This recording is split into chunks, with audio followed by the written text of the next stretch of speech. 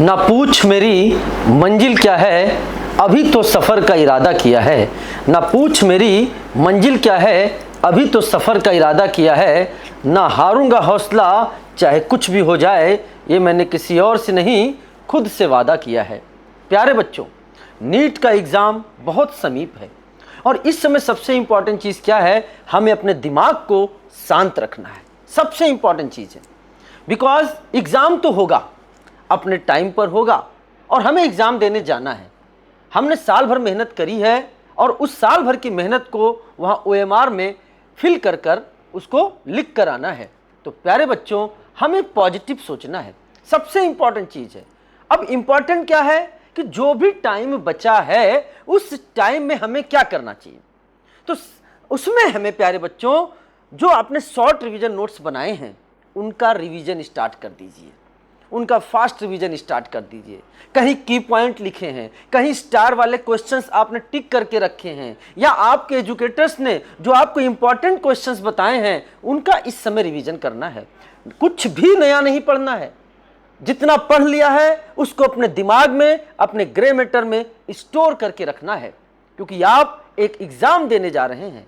सबसे इंपॉर्टेंट चीज है, कई सारे स्टूडेंट्स के मन में आएगा, sir due to some reason मुझसे स्टडी नहीं हो पाई, मुझसे क्या होगा। प्यारे बच्चों, स्टडी हो पाई या किसी कारणवश ना हो पाई, आपको अब सोचने का टाइम नहीं है। हाँ, अब ये सोचना जो भी हो एग्जाम देंगे, जो भी बेस्ट होगा उसको लिख कर आएंगे, जो रिजल्ट आएगा उसको एक्सेप्ट करेंगे और आगे बढ़ेंगे।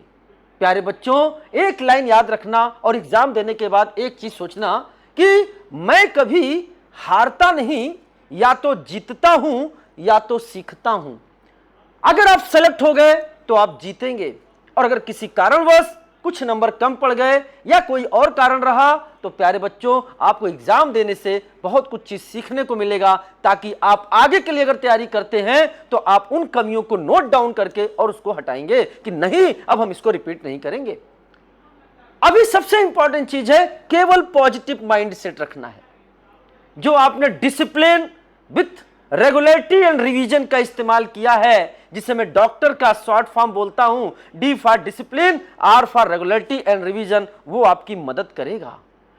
बस एक चीज का ध्यान रखेंगे, सारी चेक लिस्ट, क्या ले जाना है, क्या नहीं ले जाना है, क्या पहन के जाना है, क्या पहनकर नहीं जाना है, एग्जामिनेशन सेंटर को पहले से देख लेना है।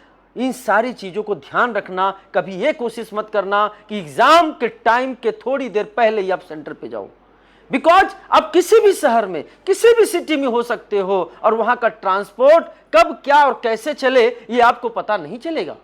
तो इस चीज का भी आप ध्यान रखना। अगर आप अपने प्लेस से किसी और सिटी में एग्जाम देने जा रहे हो तो पूरी कोशिश करना एक दिन पहले पहुंच जाना और अपने सेंटर को देख लेना।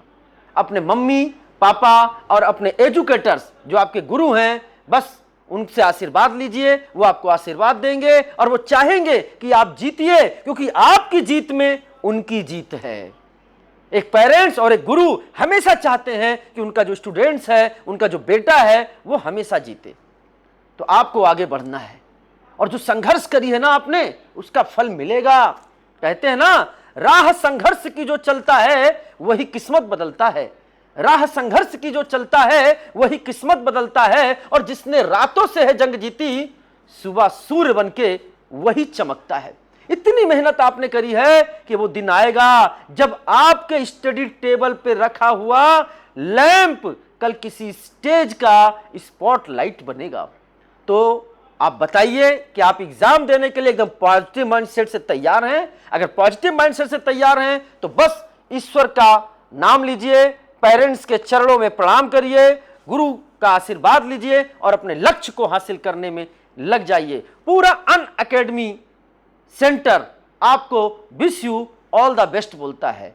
Let's crack it.